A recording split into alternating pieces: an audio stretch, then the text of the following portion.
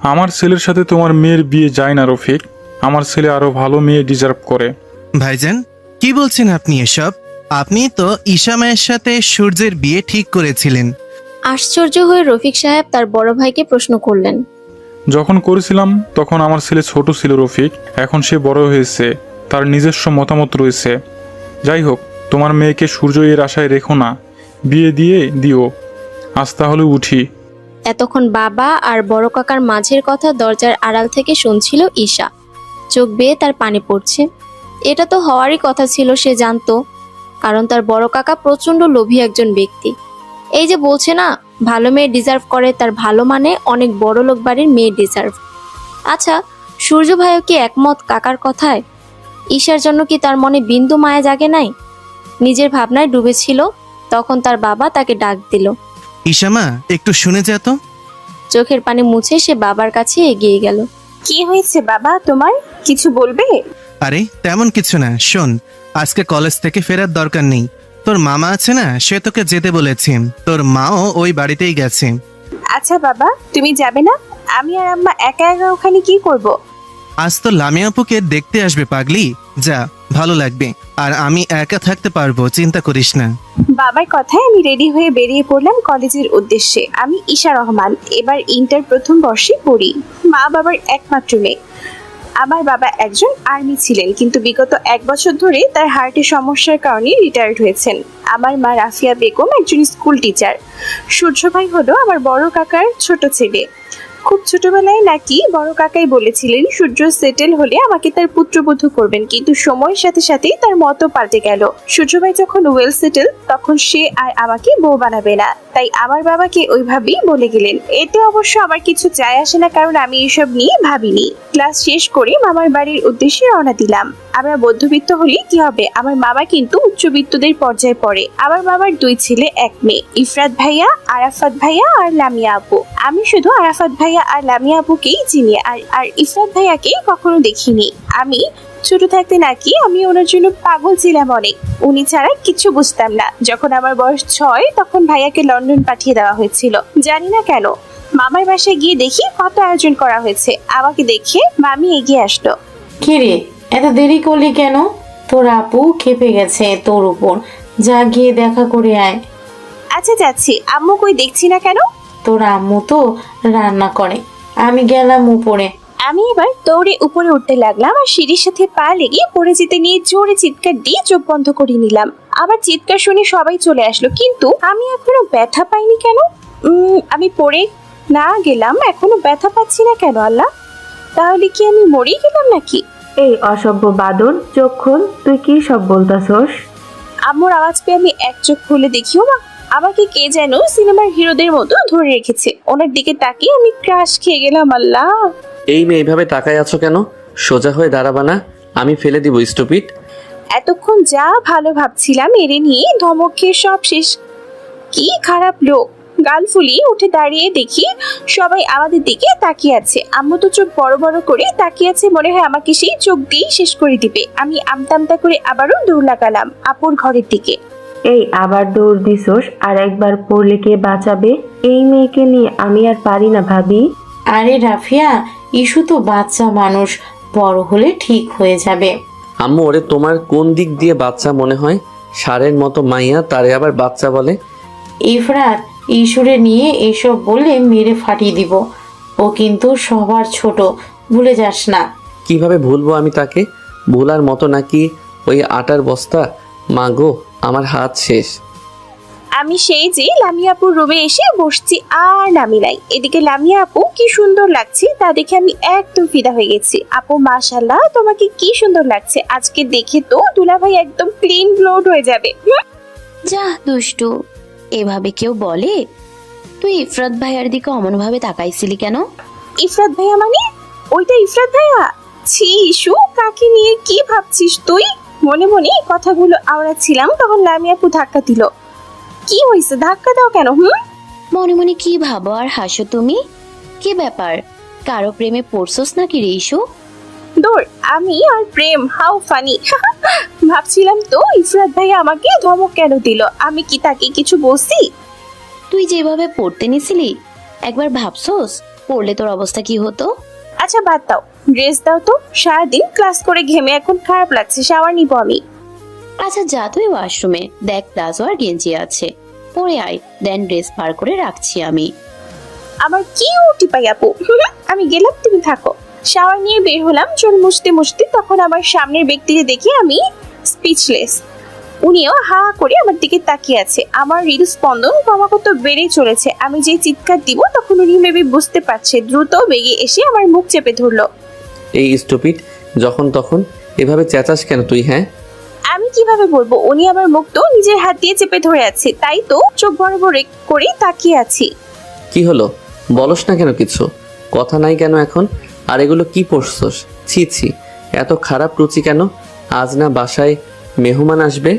যখন বুঝতে পারলো ইফরাত, তখন সে হাত সরিয়ে দূরে গিয়ে দাঁড়ালো। আপনি এখানে কি করছেন? হ্যাঁ, আপু কোথায়? হ্যাঁ হ্যাঁ, আর আমার ব্যাপারে এত কথা কেন বলেন? ইফরাত কিছু বলতে নিবে তখন লামিয়া চলে আসছে। ভাইয়া তোমাকে নিচে ডাকছে, তারা চলে আসছে। ইফরাত একবার ইস্যুর দিকে তাকিয়ে চলে গেল। লামিয়া দাঁড়িয়ে দাঁড়িয়ে ব্লাশ করছে। বেড থেকে ড্রেস নিয়ে সে এবার রেডি হয়ে গেল আর লামিয়াকে নিয়ে নিচে গেল। লামিয়াকে দেখতে আসা লোকদের দেখে তো ঈশা অবাক হয়ে হাঁ হয়ে তাকিয়ে আছে। মানুষগুলো আর কেউই না, সূর্য আর তার পরিবার। তারাও যে ঈশাকে দেখে অবাক হয় নাই এমন না, তারাও অবাক হয়েছে। তুই এখানে কি করছিস ঈশা? হ্যাঁ, তুই এই বাড়িতে কেন এসেছিস? তুই কি জানতি আমরা এখানে আসব? গম্ভীর কণ্ঠে জিজ্ঞেস করলো তার কাকা। সবার কথার মাঝখানে ঈশা ওর মামা মামিও মা এসে পড়লো। ঈশার মাও অবাক এদের দেখে। আরে ভাইয়া, আপনি এখানে? আগে বলবেন না আপনি লামুকে দেখতে আসবেন? আমাদের কথা ছাড়ো, তোমরা এখানে কি করছো? আমার ফুপি আমাদের বাসায় থাকবে, এটা এমন কোনো বিষয় না আঙ্কেল। আর ফুপি, তুমি এদেরকে চিনো? হ্যাঁ বাবা, এনারা হচ্ছেন ঈশার বড় কাকা আর তার পরিবার। আর ভাইয়া, আপনার হয়তো মনে নেই, আসফিক খান হলেন আমার বড় ভাই। শফিক সাহেব যে অবাক হয় নাই এমন না, তবু আমতা আমতা করে চুপচাপ বসলো। সূর্য এর দৃষ্টি তো ঈশাতে আটকানো। তা সবার চোখ এড়ালেও একজনের চোখ এড়ালো না। লামিয়া সূর্যের এক ঝলক দেখছে। লামিয়ার যে সূর্যকে ভালো লাগছে লামিয়াকে দেখলে বোঝা যায়, কিন্তু সূর্য সে কি চায়? ঈশা ওখান থেকে সরে রুমে চলে গেছে আর ইফরাত এখনো এখানে দাঁড়িয়ে সবার কথা শুনছে। সূর্য এর বাবার তো লামিয়াকে অনেক পছন্দ হয়েছে, হবেই বা না কেন। লামিয়ারা যে খুবই বড় লোক। লামিয়ার মতো এমন সোনার ডিম পাড়া হাসি তাদের দরকার। কি যে মিষ্টি মিষ্টি কথা তার মুখ থেকে সরছেই না। ইফরাতের লোকটাকে একটুও ভালো লাগে না, তার আলগা ভালো মানুষই দেখে। সূর্যকে অপছন্দ হওয়ার কারণ নাই, খুবই সুন্দর দেখতে সূর্য, আর ভালো জবও করে। লামিয়াকে এবার ওখান থেকে নিয়ে যাওয়া হবে, তখনই সূর্যের মা তার হাতের থেকে খুলে একটি স্বর্ণের আংটি লামিয়াকে পরিয়ে দেন। লামিয়া খুব লজ্জা পায়। লামিয়ার মা এতে খুশি হননি, তবুও মেহমান দেখে নাও বলতে পারেননি। মুখের ওপর এভাবে না বলে অপমানিত করতে চান না। আর লামিয়া তাদের একমাত্র মেয়ে, সেখানে কোনো খোঁজ খবর ছাড়া কিভাবে বিয়ে দিবে মেয়ে? লামিয়ার মা ইশারা মাকে বললেন লামিয়াকে নিয়ে যেতে। দেখেন ভাই সাহেব, আসছেন মেয়ে দেখছেন, কিন্তু এভাবে আপনাদের আমার মেয়েকে আংটি পরানো উচিত হয়নি। আমাদেরও ভাবার সময় দেওয়া লাগবে, আর লামিয়া এর মতামত জানা দরকার। আরে আপা, আপনার এমন মিষ্টি মেয়ে আমাদের খুব পছন্দ হয়েছে, তাই তো মেয়েকে গিফট করলাম। আর শুনেন আপা, এটা বড় ব্যাপার না, এরা আজকালের ছেলে মেয়ে। আপনি এক কাজ করুন, সবার থেকে পারমিশন নিয়ে না হয় সূর্য আর লামিয়াকে একা কথা বলার সুযোগ দিন। লামিয়ার মা সূর্যের দিকে তাকালেন। মাথা নিচ দিকে দিয়ে চুপচাপ বসে আছে ছেলেটি। লামিয়ার মায়ের যে সূর্যকে জামাই হিসেবে অপছন্দ এরকম না, তবুও সে মেয়ের ইচ্ছাকে প্রাধান্য দিবেন। ইফরাত সূর্যকে নিয়ে বাড়ির ছাদে যেতে বলল। ইফরাত একবার সূর্যের দিকে তাকালো, কিন্তু সূর্যকে দেখে বোঝার উপায় নাই এই ছেলের মনে কি চলছে। আমার সাথে আসুন আপনি। সূর্য এবার উঠলো, উঠে ইফরাতের সাথে হাঁটা ধরলো। ইফরাত লামিয়ার ফোনে মেসেজ করে বলছে ঈশাকে নিয়ে ছাদে যেতে। লামিয়াও বাধ্য মেয়ের মতো ঈশাকে নিয়ে হাঁটা দিল ছাদের দিকে। আচ্ছা, আপনি কি বিয়েতে রাজি মিস্টার সূর্য? সূর্য নির্বিকার ভঙ্গিতে তাকিয়ে আছে, কি বলবে বুঝতে পারছে না। তখন ছাদে ঈশা আর লামিয়া এসে উপস্থিত হয়। সূর্যকে দেখে লামিয়া অবাক, সে ভাবে না সূর্য এখানে থাকবে। লামিয়া আম্মু তোকে আর ওনাকে কথা বলার জন্য এখানে পাঠিয়েছে। তোরা কথা বল, আমি আর ইস্যু সিঁড়িতেই আছি। ইফরাত ইসুর হাত ধরে নিয়ে নিচে নামা শুরু করলো। সূর্যের চোখ এবার লাল হতে শুরু করলো।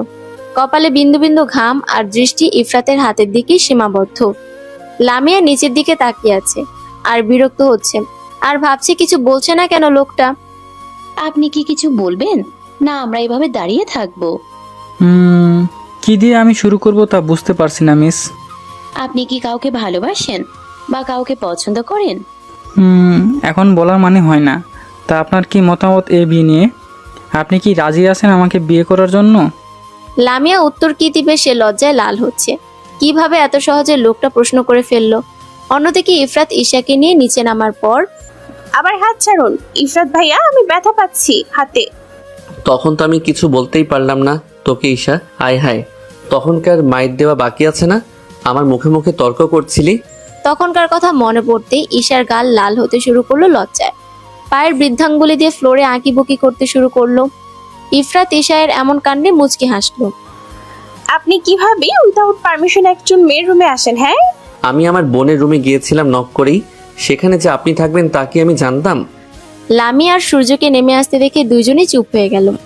লামি আর সূর্য ইফরাতদের কাছে এসেই, কি ব্যাপার ঈশা, তুই এভাবে দাঁড়িয়ে লজ্জা পাচ্ছিস কেন? সূর্য যে এভাবে প্রশ্ন করবে তা ভাবতে পারে নাই ঈশা। আর সূর্যের মোটেও ভালো লাগছে না ঈশার এসব কাণ্ড। আসলে ভাইয়া তেমন কিছু না, আপনি ভুল দেখছেন। তাই এখানে কখন আসলি? আমি তো তোকে কলেজে দেখে আসলাম। কলেজ ছুটির পরই চলে আসছি। আচ্ছা ভাইয়া আমি গেলাম, লামিয়া আপু আসো। লামিয়া ঈশাকে নিয়ে চলে যেতে সূর্য আর ইফরাত নিচে আসলো। এতক্ষণ বড়রা কথা বলছিলেন। সূর্যকে আসতে দেখে সূর্যের বাবা বললেন, আপা, এবার আরেকবার একটু কষ্ট করে লামিয়া মাকে নিচে একটু রাখবেন। আরে এত কষ্টের কি আছে, ইস্যু লামিয়াকে নিয়ে একবার নিচে আসো তো। মামির আওয়াজ পেয়ে ঈশা লামিয়াকে নিয়ে আবার আসলো। কি ঝামেলা, শুধু উপর উঠা আর নিচে নামো। লামিয়াকে দেখে সূর্যের বাবা একটা খাম হাতে দিয়ে দেন। আর ওনারা চলে যাবার প্রস্তুতি নিচ্ছে, তখন সূর্য বলে ওঠে, ছোট মা, তোমরা বাসায় যাবে না? আসো তাহলে, তোমাদের ড্রপ করে দিব আমরা। হ্যাঁ বাবা, যাব তো। এই ইস্যু যা, ব্যাগ নিয়ে আয়, একসাথেই যাই। আরে তুমি এখন কেন যাবা? আজকে থাকো, তোমার ভাই কিন্তু বকবে। আরে ভাবি, ঈশার বাবা একা বাসায়, লোকটা অসুস্থ তাই। ফুপি, তুমি গেলে যাও, ঈশা আজ এখানে থাকবে। এই নিয়ে আমি আর কোনো কথা শুনবো না। ইফরাতের গম্ভীর আওয়াজে আর কিছু বলল না ঈশারের মা। সূর্যের এসব মোটেও ভালো লাগছে না। অনেকক্ষণ হয়ে গেছে ঈশার মা চলে গেছেন। সেই থেকে যে লামের রুমে এসে ঈশা বসছে আর ওঠার নাম নাই। মামি অনেকবার এসে ঈশাকে ডেকে গেছে খাবার খাওয়ার জন্য, কিন্তু এই মেয়ের যাওয়ার নামই নাই। বসে বসে কি আকাশ পাতাল ভাবছে আর হাতের নখ কামড়াচ্ছে তা আল্লাহ ভালো জানেন। লামিয়া বেশ বিরক্ত হচ্ছে ঈশায়ের এমন কাজে। এই মেয়ে, এবার উঠে খেতে যাবি নাকি লাঠি এনে তোকে আমি পিটানো শুরু করব? বিকেল হয়ে গেছে, এখনো দুপুরের খাবার খাওয়া হয় নাই। আরে রাখো তো বাপু তোমার খাওয়া, আমি আছি আমার চিন্তায়। আচ্ছা ওই কিপটা বুড়ায় দেখো তো তোমার খামে কত টাকা দিছে।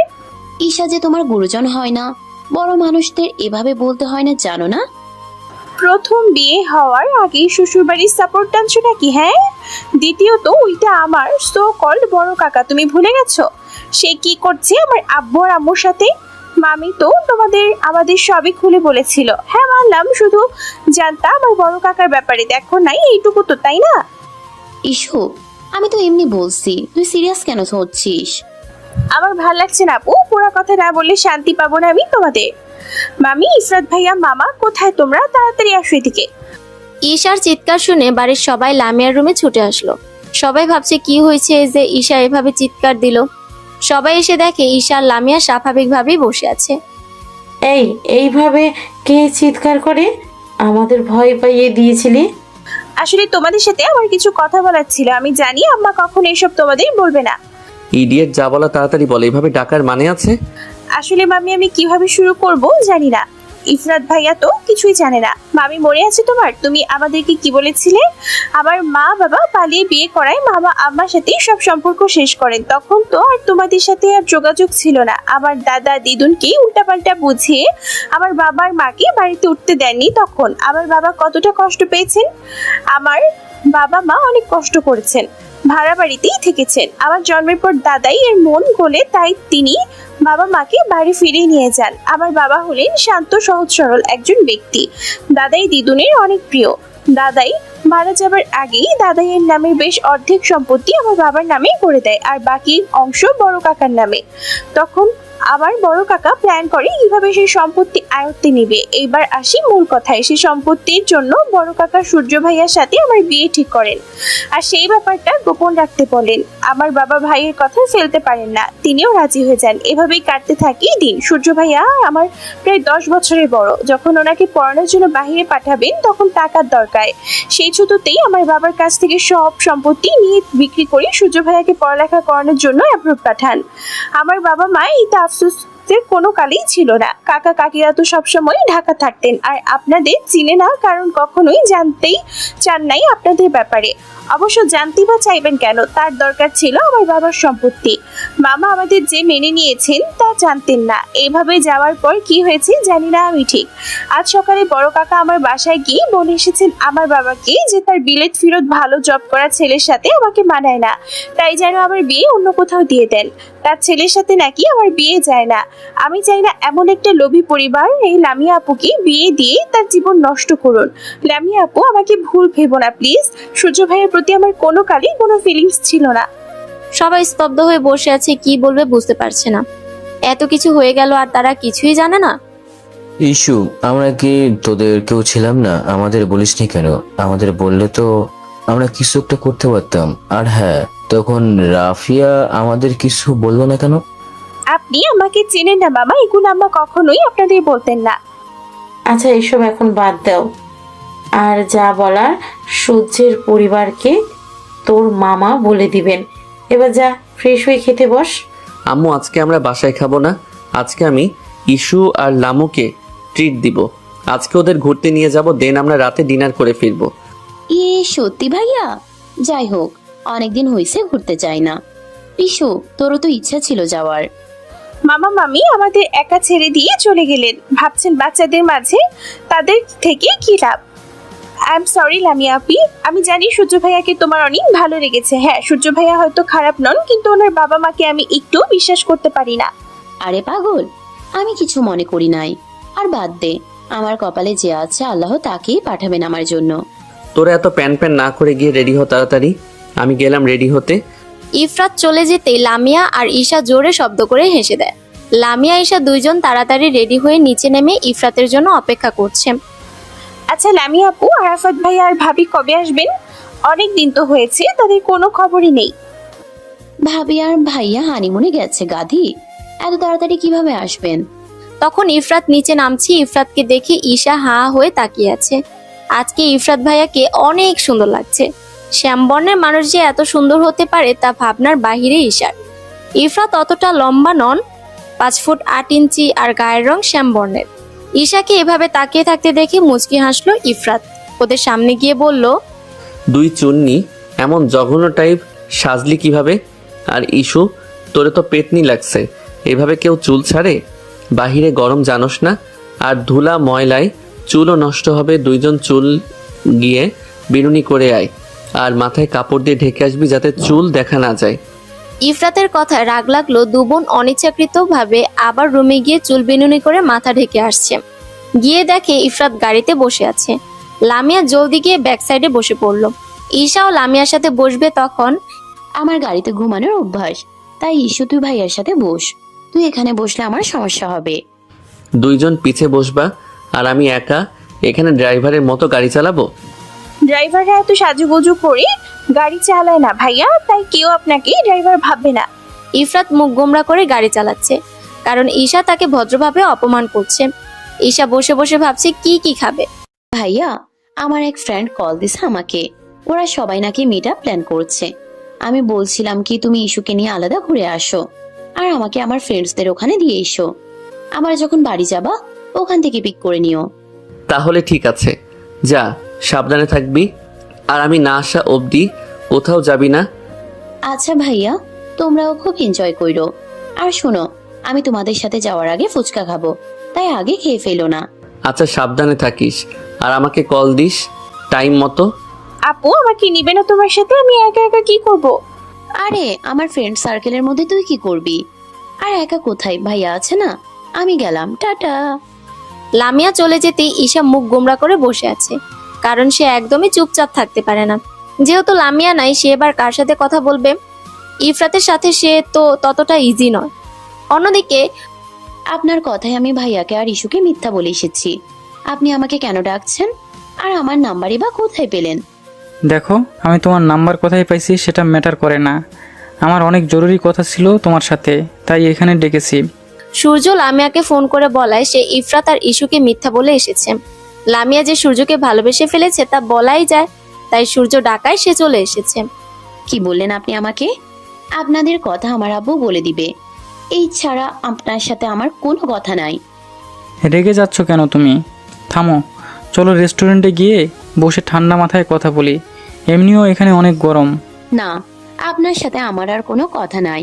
আপনি এক কাজ করেন, চলে যান, আর আমিও চলে যাচ্ছি আমার রাস্তায়। দেখো, এটা রাস্তা, এভাবে কথা বললে লোকে কিভাবে তাকায়? তুমি শুধু আমার অল্প কিছু কথা শুনবা। লামিয়া অনেক ভেবেচিন্তে সূর্যের সাথে হাঁটা দিল। সূর্য হাঁপ ছেড়ে বাঁচল। ইফরাত আর ঈশা রেস্টুরেন্ট থেকে খাবার খাওয়া শেষ করে বাইরে হাঁটছে। ঈশা আগে আগে আর ইফরাত তার পিছে পিছে। ইস্যু চল তো, সামনের পার্কে গিয়ে বসি। খাবার বেশি খাওয়া হয়ে গেছে, আর হাঁটতে পারছি না। ইস্যু ইফরাতের কথায় জোরে হাসা শুরু করলো। ইস্যু এর এমন হাসি দেখে আশেপাশের মানুষ অদ্ভুতভাবে তাকিয়ে আছে। তারা হয়তো ভাবছে মেয়েটা কি পাগল হয়ে গেল যে মাঝ রাস্তায় এভাবে হাসছে। ইফরাতের এবার রাগ হচ্ছে, মেয়েটার কি বুদ্ধি নাই যে এভাবে জোরে জোরে হাসছে। ইফরাত এবার ঈশার হাত টেনে ধরে নিয়ে যাচ্ছে পার্কের দিকে। আরে ছাড়ুন, আপনি রাক্ষসের মতো গিলছেন আর পরে বলেন হাঁটতে পারবেন না, আবার বলেন হাঁটতে পারেন না, আর আমি হাসলেও দোষ? হ্যাঁ, বলা শেষ করে আবারও হাসতে লাগলো ইস্যু। এবার ইফরাত জোরে এক ধমক দিল। আরেকবার হাসলে আমি সবার সামনে থাপ্পড় লাগাবো।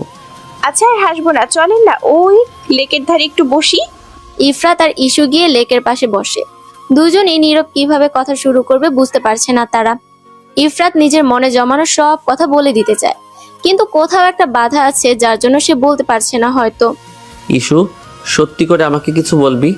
যা জিজ্ঞেস করব তার সঠিক জবাব দিতে পারবি। কি জিজ্ঞেস করবে ভাইয়া? প্রশ্নগুলো সঠিক হলে তার উত্তরও সঠিক পাবেন।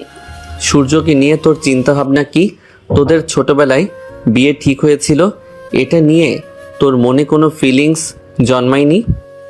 ইস্যু একটু অবাক হলো যে আজ হঠাৎ ইফরাত তাকে এসব কেন জিজ্ঞেস করছে। সত্যি বলতে আমি বুঝতাম না ওই সময় তারা এসব ঠিক করে। প্রথম প্রথম আত্মীয়রা আমাকে সূর্যর বউ বলে আমাকে অনেক রাগ হতো। আমি চুপ করে হজম করতাম, আর ততই আমি সূর্য ভাইয়া থেকে দূরে থাকতাম। আমার মনের মধ্যে শুধু ঘুরতো তিনি আমার বড় ভাই, ওনাকে আমার ভাই ছাড়া আর কিছুই মনে হতো না। আমি তার থেকে সবসময় দূরে থাকতাম, এটা ওনার পছন্দ হতো না, তাই আমাকে মাঝে মাঝে অনেক বকা দিত। যতই বড় হতে লাগলাম আর কাকা কাকির আসল রূপ বেরিয়ে আসতে শুরু করলো। আমার বাবাকে ঠকানোর জন্য তাদের প্রতি ঘৃণা ছাড়া আমার কিছুই আসে না। আমি তাদের প্রচন্ড ঘৃণা করা শুরু করি। তবে সূর্য ভাইয়াকে তার পরিবারের বিরুদ্ধে কখনো কথা বলতে দেখিনি, আর এরপর থেকে আমি একেবারে ভাইয়ার সাথে কথা বলা বন্ধ করে দেই। সূর্য ভাইয়ার জন্য আমার মনে কোনো ভালোবাসা নেই, আর না আছে শ্রদ্ধা। অনেক মনোযোগ দিয়ে ইফরাত ইস্যুর কথা শুনছিল। ইস্যু অনেকটা ম্যাচিউরড স্বভাবের, সে নিজেকে সামলাতে পারে, নিজের ইচ্ছা অনিচ্ছা সব কন্ট্রোল করতে পারে। তবে মেয়েটা খুব বাবা ভক্ত। বাবা বলতে সে অজ্ঞান। হয়তো প্রতিটা মেয়েই বাবার পাগল হয়, বাবাকে তো তারা খুব ভালোবাসে। চারদিকে তাকিয়ে দেখে সন্ধ্যা নামছে। ব্যস্ত নগরীর সবাই খুব ব্যস্ততায় যাওয়া আসা করছে। পার্ক থেকে এবার তাদের বেরোনো উচিত। আবার লামিয়াকে পিক করবে তারও একটা ব্যাপার আছে। ইস্যু চল, এগোনো যাক, সন্ধ্যা হচ্ছে, আবার লামিয়াকে নিয়ে আসতে হবে আমাদের। হ্যাঁ ভাইয়া চল, অনেক দেরি হয়ে গেছে। তুই আমাকে এত ভাইয়া ভাইয়া ডাকস কেন? হ্যাঁ, এক কথা 100 বার ভাইয়া ডেকে বোঝানো লাগে আমি তোর মামাতো ভাই। ইস্যু হাসলো, সে তো ইফরাতকে রাগাতেই চায়। ইফরাতকে রাগাতে তার বেশ লাগে। ইফরাত রাগলে সেই সময়টা খুব উপভোগ করে ইস্যু। লামিয়া চুপচাপ সূর্যের কথা শুনছে মন দিয়ে। তার মোবাইলের রিংটোনে ধ্যান ফিরল। ফোন হাতে নিয়ে দেখলো তার ভাই কল দিয়েছে। হ্যালো ভাইয়া। হ্যাঁ, আমারটা হয়ে গেছে। তোমরা কোথায়? আমাদেরও হয়েছে অনেক আগেই, তোর জন্য অপেক্ষা করছিলাম। তুই কল দিচ্ছিলিস না, তাই আমি দিয়ে দিলাম। শোন, কই আসোস, অ্যাড্রেস দে। আরে তোমার আশা লাগবে না, শুনো, তোমরা হানিফ মামার ফুচকার দোকানে গিয়ে ওয়েট করো, আমি আসছি। আচ্ছা তাড়াতাড়ি আসিস, কিন্তু আমি অপেক্ষা করব। লামিয়া কল কেটে সূর্যের দিকে তাকিয়ে বিদায় নিল। আসার সময় লামিয়ার মধ্যে যে রাগ ছিল, যাওয়ার সময় তার ছিটে ফোটাও নাই। সে মুচকি হেসে সূর্য থেকে বিদায় নিয়ে বেরিয়ে গেল। লামিয়া চলে যেতে সূর্য শয়তানে হাসি দিল। যা বলার সে তো লামিয়াকে বলেছেই। কি ভেবেছিলিস তুই ইস্যু? আমাকে বিয়ে করতে তুই অসম্মতি জানাবি আর আমাকে অপমান করবি, আমি তা সহজে মেনে নিব? তা কখনোই হবে না। Be prepared issue. এখন তোর লাইফে আমি আসছি, সূর্য আসছে, যে তোর লাইফের প্রতিটা মুহূর্ত বিষিয়ে তুলবে। ইফরাত আর ইস্যু অনেকটা সময় এসেছে ফুচকার দোকানে। ইস্যু তো 3 প্লেট ফুচকা অর্ডার করে দিয়েছে। ইফরাত বসে বসে ইস্যুর কাণ্ড দেখছে আর হাসছে। ইফরাত ভাই আপুকে কল দিয়ে জিজ্ঞেস করেন কখন আসবে, আমার আর ভাল লাগছে না। ইফরাত ফোন বের করছে আর ওই মুহূর্তে লামিয়া চলে আসছে। লামিয়াকে দেখে ইফরাত আবার ফোন পকেটে ঢুকিয়ে ফেললো। তুমি এত লেট করছো কেন লামিয়া আপু? জানো আমি তোমাকে অনেক মিস করেছি, আর আমার একা একা কত বোরিং ফিল হচ্ছিল। আরে আমি আমার ফ্রেন্ডসদের সাথে ছিলাম তাই, আর ওদের থেকে তাড়াতাড়ি আসলাম তো ওদের জন্য। লামিয়া খুব সুন্দরভাবে সবাইকে মিথ্যা বলে বুঝিয়ে নিল। এরপর ওরা সবাই একসাথে ফুচকা খেয়ে বাড়ির দিকে চলে গেল। বাড়ি ফেরার পর ইফরাত নিজের রুমে আর ঈশা লামিয়ার রুমে চলে গেল। ইফরাত রুমে ঢুকে শুয়ে পড়লো। ওর হিসাব কিছুতেই মিলছে না। লামিয়া ফ্রেশ হয়ে শুয়ে মুচকি মুচকি হাসছে। ব্যাপারটা ঈশা ঠিকই খেয়াল করলো। আপু তুমি একা একা হাসছো কেন? কি হয়েছে তোমার? আমার আবার কি হবে, আমি ঠিক আছি। আর তুই ভুল দেখছিস, আমি হাসি নাই। আচ্ছা তাহলে তুমি তোতলাচ্ছ কেন? হুম। বেশি কথা না বলে গিয়ে ঘুমিয়ে পড় যা। আর শোন, পিচ্ছির মতো থাকবি, বড়দের মতো বিহেভ করবি না। লামিয়ার এই ব্যবহারে ঈশা কষ্ট পেল অনেক। সে ভাবতে লাগলো লামিয়া তো কখনোই আগে এমন ব্যবহার করে নাই তার সাথে। আজ হঠাৎ কি হলো লামিয়া এইভাবে কথা বললো ওর সাথে। ঈশা লামিয়াকে নিজের খারাপ লাগাটা বুঝতে দিল না এবং সে খুব সুন্দরভাবে শুয়ে পড়লো ঘুমের উদ্দেশ্যে। সবাই ঘুমাচ্ছে, শুধু ইফরাতের চোখে ঘুম নেই। রাতের আকাশ দেখছে সে একা একা। আকাশের চাঁদটা এত সুন্দর কেন? এভাবে একা একা বসে চন্দ্রবিলাস করতে খারাপ লাগছে না ইফরাতের। সে বসে বসে তার প্রিয়তমার কথা ভাবছে, কিভাবে সে আপন করে নিবে তার প্রিয়তমাকে। আচ্ছা, সে যে এত ভালোবাসে ইস্যুকে, ইস্যু কি তা বুঝবে? ইস্যুকে তার সব খুলে বলতে ইচ্ছা করে। মনে হয় নিজের মনের লুকানো সব অনুভূতির কথা বলে দিতে, কিন্তু খুব ভয় হয় তার, যদি ঈশাকে সে হারিয়ে ফেলে। আচ্ছা, এভাবে আর কতদিন ভয় থাকবে সে? কিছু একটা ভাবলো আর ভেবে একা একাই হাসলো। সকালের রৌদ্রতাপ যখন ঈশার মুখের উপর পড়ে তখন চোখ মুখ কুঁচকে ফেলে সে। বিরক্ত হয়ে অন্য পাশে ফিরে শুয়ে পড়ে আবার। এবার সে অনুভব করলো কেউ তার পায়ের তালুতে চিমটি কাটছে। তখন হালকা ব্যথা অনুভব হতেই উঠে বসে পড়ে। হাত দিয়ে চোখ কষলে আবার তাকিয়ে দেখে সে ব্যক্তি আর কেউ নয়, ইরফাত। ইস্যু খেপে গেছে ইফরাতের রেহেন কাজে। সকাল সকাল কেউ এসব করে নাকি? আল্লাহ জানে এই ছেলে আর কত জ্বালাবে তাকে। আপনি এরকম করলেন কেন? আমি কি ক্ষতি করেছি আমার যে পায়ের তালুতে আপনি চিমটি কাটবেন? হ্যাঁ, আর এত জলদি আমার ঘুম ভাঙানোর ইবা কি ছিল? এত বেলা অবধি কোনো মেয়ে মানুষই বা তোর মতো নাক ডেকে কুম্ভকর্ণের মতো ঘুমাই বলত? আর কি ঘুমের বাহার তার? আর কি বললি এত তাড়াতাড়ি 11টার বেশি বাজে আর তুই এখনো ঘুমাস? কি বলেন 11টা? আরে আজকে আমার 8টায় প্রথম ক্লাস ছিল। আল্লাহ শেষ, আমি ঘুম থেকে যতক্ষণ না উঠালেন, আমাকে আরেকটু আগেই উঠাতেন, তাহলেই তো কলেজে যেতে পারতাম। দূর। আহারে, আমাকে উনি ওনার কাজের লোক বানায় রাখছে না? সকাল সকাল ঘুম থেকে উঠাবো? ভাইয়া আপনি শুধু মেয়েদের মতো ঝগড়া করার সুযোগ খোঁজেন কেন? হ্যাঁ, হায়, মেয়েরা হয়তো ঝগড়া করে না যতটা আপনি আমার সাথে ঝগড়া করেন। কি বললি তুই? কি বললি তুই? আমি ঝগড়া করি? আমাকে ঝগড়াইটা বললি? তুই শেষ আজকে ইস্যু। ভাইয়া আমি তো মজা করছি, আমাকে মাফ করে দাও। তোমার হাতে মাইর খাইলে আমি মরে যাব, তাই আমার মতো নিষ্পাপ বাচ্চাকে ছেড়ে দাও। ঈশায়ের এমন বাচ্চামের কথাই ঈশাকে ছেড়ে দেয় ইফরাত। হেসে বলে ইস্যুকে ফ্রেশ হয়ে তাড়াতাড়ি নিচে যাইতে নাস্তা করতে। ঈশা ফ্রেশ হতে গেলে ইফরাতও নিচে চলে যায়। নিচে ওর মা বাবা লামিয়া সোফায় বসে গল্প করছে। তখন সে তাদের মাঝখানে বসে পড়ে আর গলা ছেড়ে বলে, আব্বু আম্মু, তোমাদের খুবই জরুরি কথা বলার ছিল, তোমরা শুনবা? কি বলবে তুমি রিফাত? সোজাভাবে বলো। ইফরাত বলল, বাবা, আমি একজন মেয়েকে খুব ভালোবাসি। ওকে ছাড়া আমি নিজেকে কল্পনা করতে পারি না। ওকে হারানোর ভয় আমাকে প্রতিনিয়ত কষ্ট দেয়, আমি ঠিকমতো ঘুমাতে পারি না। মেয়েটা কে রিফাত? তার ঠিকানা বলো, আমরা গিয়ে তার বাবা মার সঙ্গে কথা বলবো। তোমার কোনো ইচ্ছা আমরা অপূর্ণ রাখি নাই। বাবা, you are like my best friend. সব শেয়ার করলেও এটা শেয়ার করার সাহস আমি কখনোই পাই নাই। মেয়েটা হলো ইস্যু। একদিন যখন লামিয়ার সাথে ভিডিও কলে কথা বলি, সেদিন ইস্যুকে দেখতে পাই। লামিয়ার সাইডে বসেছিল। ওই সময়টা যেন ওখানেই থমকে যায়। এরপর সব লামিয়াকে বলায় সে সবসময় ইস্যুর আপডেট আমাকে দিত। লামিয়া সব জানতো, শুধু তোমাদের আমি বলতে পারি নাই আব্বু আম্মু। কথাগুলো বলে মাথা নিচু করে তাকিয়ে থাকে ফ্লোরের দিকে। লামিয়াও বাবা মায়ের মুখের দিকে তাকিয়ে থেকে বোঝার চেষ্টা করলো তাদের রিয়াকশন, কিন্তু লামিয়া ব্যর্থ। সে বুঝতে পারলো না। কিছুটা সময় কেটে যাওয়ার পর ইফরাতের বাবা মা উচ্চস্বরে হেসে ওঠেন। এ কথা আগে বললেই হতো আমাদের। আচ্ছা যাই হোক, এখন ইস্যু এসে নাস্তা শেষ করলেই আমরা ওদের বাসার উদ্দেশ্যে রওনা হব, আর ওদের রাজি করিয়ে আংটি পরিয়ে রেখে আসব। কি বলো তুমি ইফরাত? ইফরাত ভাবতেও পারে নাই তার বাবা মা ব্যাপারটা এতটা সহজভাবে নিবে। সে হয় যে ইস্যুকে পেয়ে যাবে নিজের করে। ইস্যুকে আসতে দেখে সবাই চুপ করে যায়। ইস্যু আসার সবাই কথা থামায় ফেলছে, এটা দেখে ইস্যু বলে ওঠে, আমাকে ছাড়া সবাই আড্ডা দিচ্ছে, আবার আমাকে দেখি চুপ হয়ে গেল। বাহ, যাও, আমি কারোর সাথেই কোনো কথাই বলবো না। হয়েছে, এবার যা, খাবার টেবিলে দেখ নাস্তা দেওয়া আছে, গিয়ে খেয়ে নে। এরপর আবার আমরা তোদের বাসায় যাব তোকে দিয়ে আসতে। সত্যি মামি, তুমি যাবে আমাদের বাসায়? আমি একা না, সবাই যাবে। এবার খেয়ে নে। ইস্যু খেতে বসলে ইফরাতও তার পাশে বসে পড়ে। দুজন চুপচাপ খাচ্ছে। ইফরাত ফিসফিস করে ইস্যুকে বলছে, আমাকে অনেক জ্বালাইছোস, আজকে এমন ব্যবস্থা করব যে এরপর থেকে আমার জ্বালানো সহ্য করবি তুই। ইস্যু মুখে খাবার নিয়ে হাঁ করে ইফরাতের দিকে তাকিয়ে আছে, আর ইফরাত মনের সুখে নিজের মতো করে খাচ্ছে। ইফরাত আর ইফরাতের পরিবার ঈশাদের বাসায় আসছে অনেকক্ষণ। ইফরাত, লামিয়া, ঈশা ঘুরতে বের হয়েছে, কারণ বড়রা কথা বলবে সেখানে তাদের অ্যালাউ করে নাই। ঈশাদের বাড়ির সামনে বড় একটি বাগান, আর তার কিছু দূরে সূর্যদের বাড়ি। সূর্যের রুম থেকে ঈশাদের বাগান স্পষ্টভাবে দেখা যায়। ইফরাত আর ঈশা আগে আগে হাঁটছে, লামিয়া একটু আস্তে আস্তে হাঁটছে। ব্যালকনি থেকে সূর্য ইফরাতের সাথে ঈশাকে দেখে রাগের বশে তার পায়ের কাছে থাকা ফুলের টপটা লাথি মারে। এরপর দ্রুত ঈশাদের কাছে যাওয়ার জন্য হাঁটা দেয়।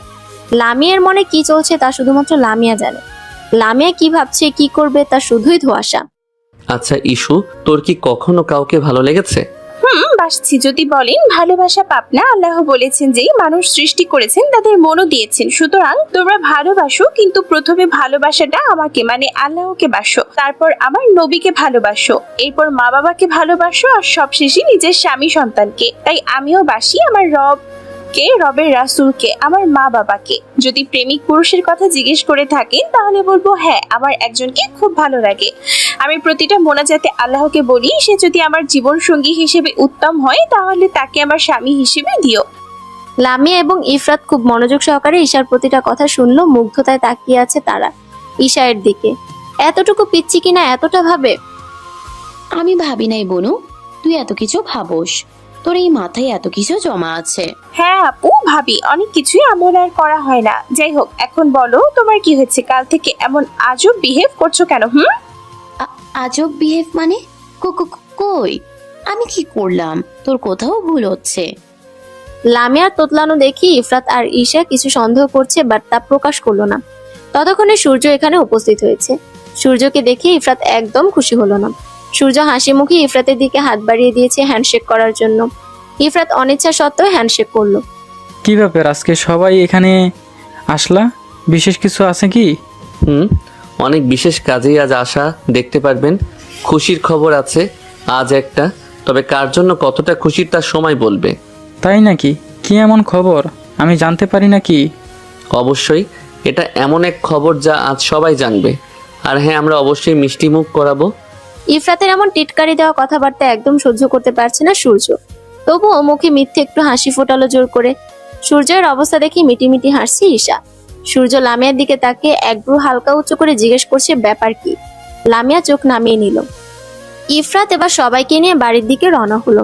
বাড়িতে ঢুকতেই ঈশাকে ওর মামি টেনে সোফায় বসালো। ব্যাগ থেকে আংটি বের করে পরিয়ে দিল। ইফরাতের আব্বু ইফরাতকে নিয়ে গেল, সাথে ঈশায়ের আব্বু ইফরাতকে মিষ্টি খাইয়ে দিল। এগুলার কিছুই সূর্য বুঝতে পারছে না, আর ঈশা তো অবাক হয়ে হাঁ করে তাকিয়ে আছে। সব তার মাথার উপর দিয়ে যাচ্ছে। ইফরাত এবার হাতে মিষ্টি নিয়ে সূর্যের কাছে গিয়ে জোর করে সূর্যকে খাইয়ে দিয়ে জড়িয়ে ধরল। আরে ভাই, মিষ্টি মুখ করো, আজ তোমার ছোট বোনের সাথে আমার এঙ্গেজমেন্ট হলো। এ বাবা, একটা মিষ্টি কি খাইলা? দাঁড়াও, আরো একটা আনছি। এঙ্গেজমেন্ট মানে? কিসের এঙ্গেজমেন্ট? কার সাথে কি হচ্ছে বুঝতে পারছি না আমি। ঈশা আর ইফরাতের বিয়ে ঠিক করেছি আমরা দুই পরিবার। আগামী সপ্তাহে শুক্রবার ওদের বিয়ে, আর আজকে এঙ্গেজমেন্ট হলো। বাবার কথা ঈশা অবাক হলেও মনে মনে খুশি হয়েছে, কারণ সেও ইফরাতকে ভালোবেসে ফেলেছে। সূর্য রাগে আর একটা কথা না বাড়িয়ে হনহন করে বাড়ি থেকে বেরিয়ে গেল। ওদের বিয়েতে দুই পরিবার অনেক খুশি। আজ যেন সব খুশি ঈশাদের বাসায় এসে ভিড় করেছে। সব থেকে বেশি খুশি রফিক সাহেব। একমাত্র মেয়েকে এমন সুযোগ্য এক পাত্রের হাতে তুলে দিতে পেরে সেও খুব শান্তি পাচ্ছে। ইফরাতরা দুপুরের খাওয়া দাওয়ার পরে চলে গেছেন। ইফরাত অনেকবার কথা বলার চেষ্টা করছে ইস্যুর সাথে, কিন্তু মেয়েটা লজ্জায় রুম থেকে বের হয় নাই। রুমে বসে এগুলা ভাবছে আর ব্লাশ করছে ইস্যু। অবশেষে যাকে ভালো লাগছে তাকে হাজবেন্ড হিসেবে পাচ্ছে, এর থেকে বড় কিছু আর হয় নাকি দুনিয়াতে। নিচে কিছুর আওয়াজ পেয়ে নিজের ভাবনা জগৎ থেকে বেরিয়ে আসলো। তাড়াহুড়ো করে নিচে নামলো ঈশা। দেখতে পেল তার বড় কাকা আর কাকি সোফায় বসে তার বাবা মাকে কথা শোনাচ্ছে, আর তারা চুপচাপ মাথা নিচু করে আছে। বাহ, মেয়ের বিয়ে ঠিক করে ফেলেছো, আর আমরা জানি না? আমরা কি তোমাদের কেউ না রফিক? আরে তো বড় লোক বাড়িতে মেয়ের বিয়ে দিচ্ছে, সেই চাকচিক্যে তারা অন্ধ হয়ে যাচ্ছে। বুঝো না আমাদের কি চিনবে? সূর্যের মায়ের এইসব কথায় রাগ লাগছে ইস্যুর, তবুও চুপচাপ দাঁড়িয়ে শুনছে। তেমন কিছুই না ভাইজান, আজকে ভাইয়া ভাবি হঠাৎ এসে বলল এমন ভাবে আর না করতে পারি নাই, আপনাদের তো একটু পরেই জানাতাম। হইছে, এইবার তুমি থামো রাফিয়া, আর বলা লাগবে না। আমি জানি তোমার ভাই বড় লোক, আর এই কারণেই তোমার মেয়েকে আমাদের সূর্যের সাথে বিয়ে দিব না বলায় লামিয়ার সাথে বিয়ে ভেঙে দিয়ে সেই শোধ নিলে। আর যা মনে হচ্ছে ঈশার সাথে ওই ছেলের মনে হয় আগে থেকেই সম্পর্ক, তাই না? কি বলছেন ভাবি আপনি? এমন কিছুই না, এগুলো আপনার ভুল ধারণা। আর বলতে হবে না, এইভাবে আর আমার চুল পাকে নাই বইন, বুঝি আমি সব। অনেক হয়েছে চাচি, অনেক শুনেছি আর না। কি এখানে আমার বাবা মাকে ইজ্জত করতে আসছেন? হ্যাঁ, অনেক সহ্য করছি আপনাদের কটু কথা, আর না আপনাদের বলার প্রয়োজন মনে করি না আমি। আপনারা কারা? হ্যাঁ, আমার বাবাকে সবসময় ছোট করবেন আপনি বড় বলে? থামো তুমি ঈশা। আর রফিক, তোর মেয়ে এত অসভ্য, ঠিকঠাক শিক্ষা দিতে পারস নাই নাকি? বড় কাকার সাথে কিভাবে আচরণ করছে? আমার বাবা আমাকে সঠিক শিক্ষা দিয়েছেন বড় কাকা, বাট সরি টু সে আপনার মা আপনাকে সেই শিক্ষা দিতে পারেনি যে কিভাবে ছোট ভাইকে স্নেহ করতে হয়। আপনার সব কাজের খবর আমার কাছে আছে। শোনেন, আপনার মতো লোভী অসত্য আর আমার বাবা নয় যে অন্যের সম্পদ খাওয়ার জন্য মিথ্যা প্রতিশ্রুতি দিবে। আর চাচি, আপনার আবার অন্য মানুষের চরিত্রে সার্টিফিকেট দেওয়ার অনেক শখ, তাই না? আপনাকে একটা কথা আমার একটু ভালো লাগছে না, তবুও বলতে হচ্ছে যে আপনার মেয়ে যে ভাগছে সেই খবর কি আমার আম্মু জানা মতে গেছে? অনেক হয়েছে রফিক, আর না। তোদের মেয়ে আমাদের এভাবে অপমান করছে আর তুই কিছু বললি না? ঈশু আম্মা, তুমি চুপ করো। ওরা তোমার বড় কাকা আর বড় কাকি হয়, এভাবে কথা বলো না তাদের। আব্বু, আমি তাদের এভাবে বলতে চাইনি। তারা তোমাদের অপমান করবে আর আমি মেয়ে হয়ে কিভাবে দেখবো? যেমন মা তেমন হয়েছে মেয়ে, মারেরও চরিত্র যেমন তেমনই হয়েছে মেয়ে। একদম চরিত্রের সমস্যা। ভালোই হয়েছে আমার সূর্যের সাথে এর বিয়েটা ভেঙে। খবরদার চাচি, আপনি আর একবার আমার মাকে নিয়ে কিছু বললে ভুলে যাব আপনি আমার চাচি লাগেন। আর কি বললেন? আপনার ওই ছেলেকে আমি বিয়ে করতে চাই নাই, বরং বড় কাকা নিজে বিয়ের কথা বলেছে আমার বাবার ভাগের সম্পত্তির জন্য। অনেক হয়েছে, এইভাবে মেয়ে অপমান করছে আর বাপ মা মজা দেখছে। আমার মেয়ে হলে পিটিয়ে সোজা করে ফেলতাম। কি বলেন চাচি? আমি তো তাও তর্ক করছি। আর আপনার গুণধর ভালো মেয়ে যে আপনাদের মুখে চুনকালি মাখিয়ে পালিয়েছে, ও নিজের বেলায় 16 আনা, তাই না? আপনি এখনই আমাদের বাড়ি থেকে বের হয়ে যান, না হলে ঘাট ধাক্কা দিয়ে বের করব। ঈশার কাকা কাকির আগে ফুসফুস করতে করতে বেরিয়ে গেল বাড়ি থেকে। ঈশু সোফায় তার বাবার পাশে বসলো। আমি খুবই দুঃখিত আব্বু, তোমাকে আর আম্মুকে এভাবে কেউ কিছু বলে আমি সহ্য করতে পারি না। তারা তোমাদের ভালোবাসলে, ভালো ব্যবহার করলে, স্নেহ করলে আমিও তাদের সম্মান করতাম। এভাবে বলা উচিত হয় না। শত হোক তারা তোমার গুরুজন। এই যে এইভাবে তোমাকে কথা শোনালো, এতে আমার খারাপ লেগেছে। আমার বড় ভাই আমি সম্মান করি, তাই তাদের মুখের ওপর কিছু বলতে পারি না, আর তার সুযোগ তারা নেই। থাক, এই নিয়ে বাপ মেয়ে মন খারাপ করে থাকবেন না। যাও ইস্যু, ঘরে গিয়ে এখন ঘুম দাও, সামনে বিয়ে না, আমার মেয়েকে সুন্দর দেখাতে হবে তো। ঘুম না দিলে বুঝি আমাকে সুন্দর লাগবে না আম্মু? দেখছো আব্বু কি বলে? না, আমার আম্মাজান এমনি অনেক সুন্দর, তবু আমার আম্মাজান ঘুমাইতে যান। অন্যদিকে সূর্যের বাবা মা তাদের বাড়িতে গিয়ে সোফায় বসে রাগে ফুসফুস করছে। তারা ভাবছে এইটুকু মেয়ে, তার এত সাহস কিভাবে হয় তাদের অপমান করার। ঈশার থেকে এইভাবে অপমানিত হয়ে ফিরবে এটা ভেবে কখনোই ওই বাড়িতে যায় নাই। কথায় আছে, অন্যের জন্য গর্ত খুললেই সেই গর্তে নিজে পড়ে। তাদের ক্ষেত্রে সেটাই হয়েছে।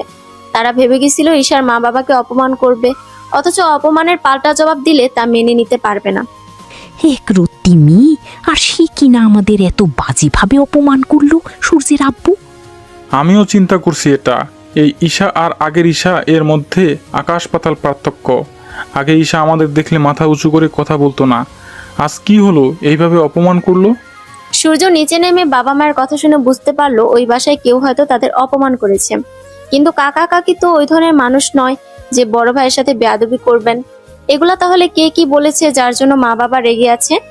কি হয়েছে তোমাদের? এত রেগে আছো কেন? তোমাদের কি কেউ কিছু বলেছে? সূর্যের কথা শুনে ওর মা একটু ন্যাকা কান্না শুরু করলো আর বলল, বাবা, তোর কথা শুনে আমরা শুধু রাফিয়াদের জিজ্ঞেস করছি, আমাদের কেন এসব জানায় নাই, আমরা কি পর নাকি? কিন্তু জানোস, আমাদের অনেক অপমান করছে ঈশা, আর এই বলছে তাদের বাড়ি থেকে বের না হলে ঘাড় ধাক্কা দিয়ে বের করে দিবে। কি ও এসব করছে তোমাদের সাথে? হ্যাঁ, আমি কি মিথ্যা বলছি? আর এও বলছে খুব ভালো করছে ওরা তোর সাথে ঈশাকে বিয়ে না দিয়ে। বাবা, ঈশা কতটা লোভী হয়ে গেছে দেখ। সূর্য ওখান থেকে নিজের রুমে চলে আসে। রুমের দরজা আটকে ফ্লোরে বসে পড়ে।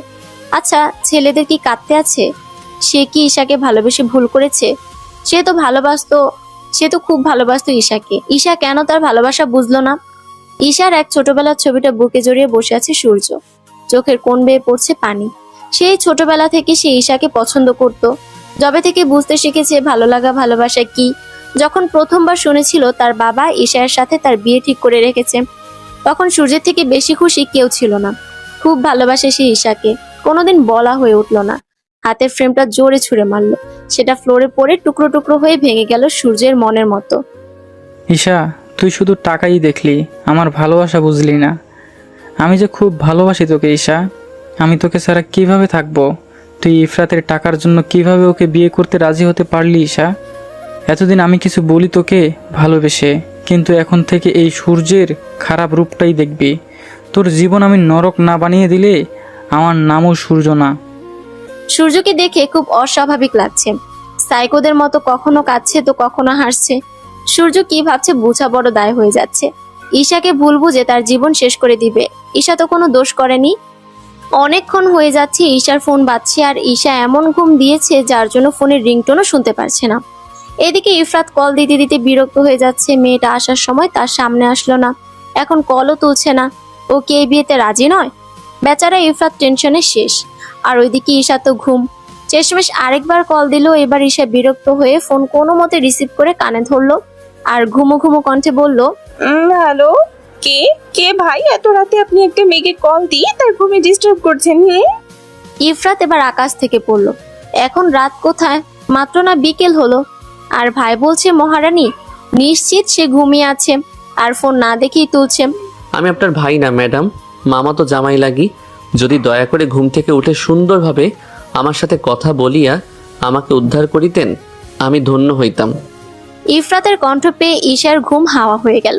লাফ দিয়ে উঠে পড়ল সে। মোবাইলের দিকে তাকিয়ে দেখে ইফরাতের নাম্বার।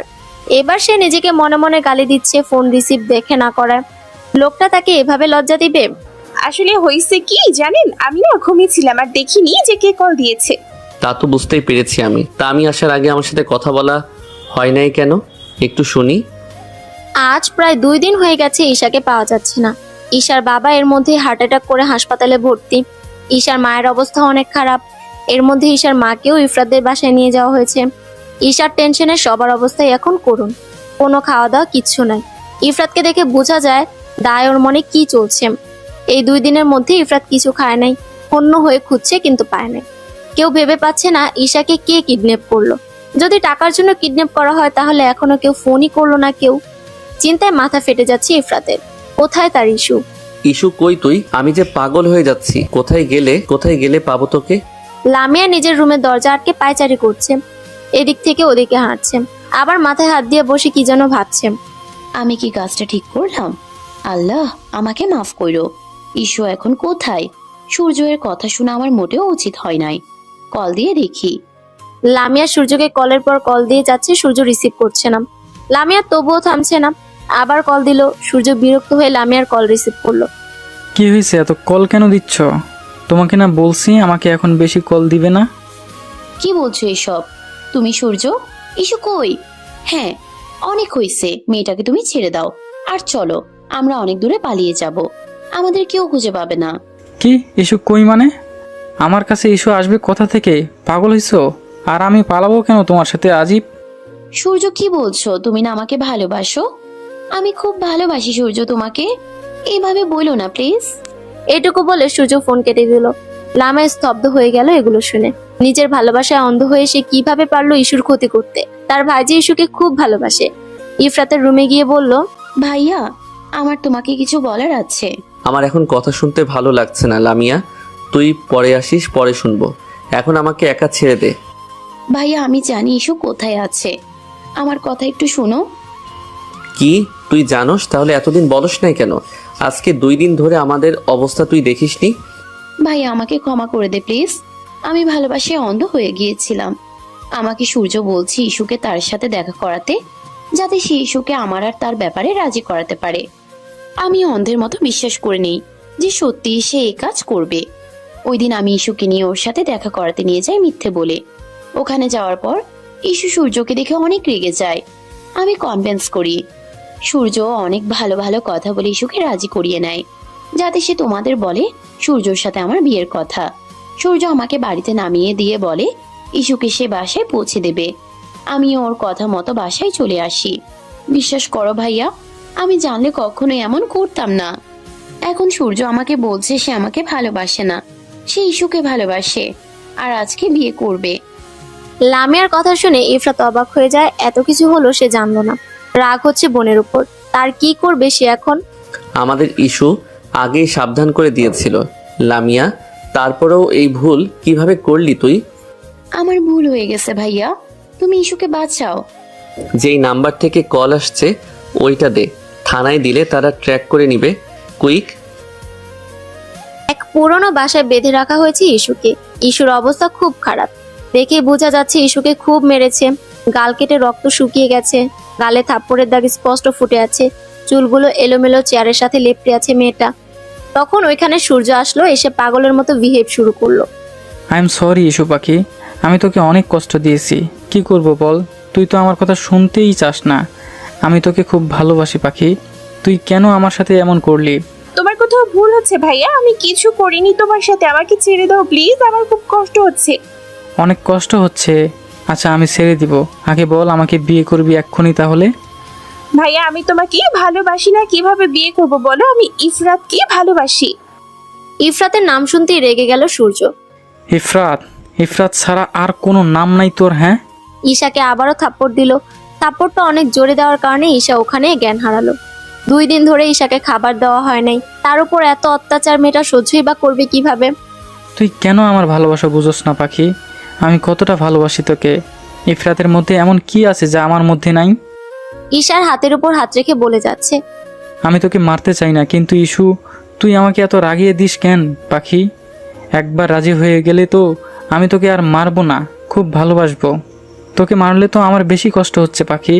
পানির বোতল নিয়ে ঈশার মুখে পানির ছিটা মারলো জ্ঞান ফেরানোর জন্য। ঈশা চোখ পিটপিট করে খুললো। তাকাতেই সূর্যকে দেখে অনেক ভয় পেয়ে গেল। ভয় পাবেই বা না কেন, কাল থেকে মেয়েটার সাথে যে ব্যবহারই না করলো। আমি শেষবারের মতো জিজ্ঞেস করছি ইস্যু, আমাকে বিয়ে করবি কিনা? না, আমি তোমাকে ভালোবাসি না, তাহলে বিয়ে করার প্রশ্নই ওঠে না। আমি মরে গেলেও করবো না বিয়ে তোমাকে।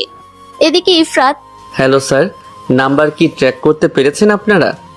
হ্যাঁ মিস্টার রিফাত, আমরা লোকেশন পেয়েছি, আপনাকে সেভ করছি। আমরা রওনা দিয়েছি, আপনিও আসুন।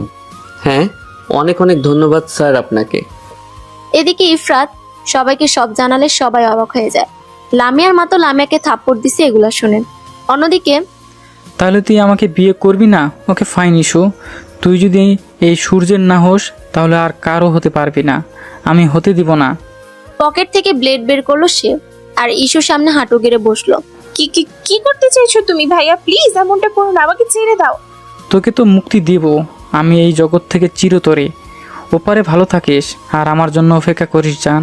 হাতের ব্লেড দিয়ে ঈশার ডান হাতের রগের উপর জোরে টান মারলো। ব্যথায় ঈশা চিৎকার দিয়ে উঠলো। হাত থেকে অনর্গল রক্ত ঝরা শুরু করলো। সূর্য চিৎকার করে কান্না করা শুরু করলো আর বলতে লাগলো, আমাকে কেন ভালোবাসলি না তুই? আজকে আমার কথা শুনলে আমাদের গল্পটা ভিন্ন হতে পারতো। কোথায় আপনি ইমরান? দেখেন আপনার ইস্যুর খুব কষ্ট হচ্ছে, প্লিজ আমাকে বাঁচিয়ে নিন। খুব কষ্টে আবছা আবছা এই কথাগুলো আওড়াচ্ছে ইস্যু। ইস্যুর মনে হচ্ছে সে আর বাঁচবে না, তার সময় শেষ হয়ে যাচ্ছে। ধীরে ধীরে জ্ঞান হারাচ্ছে সে। আমাকে বিয়ে করতে কেন অস্বীকার জানালি তুই ইস্যু? ইফরাতের টাকা দেখে? আজ বিয়ে তুই না ভাঙলে তোর সাথে আমার তাহলে এত কিছু হতো না।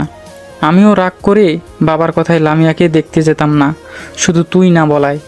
আমার দোষ নাই ভাইয়া, তুমি সত্যি না জেনে এই কাজ করলা। আমার কথা বলতে কষ্ট হচ্ছে, না হয় আমি বলতাম তোমাকে সব। যাই হোক, এইসবের জন্য অনেক পস্তাবা তুমি ভাইয়া।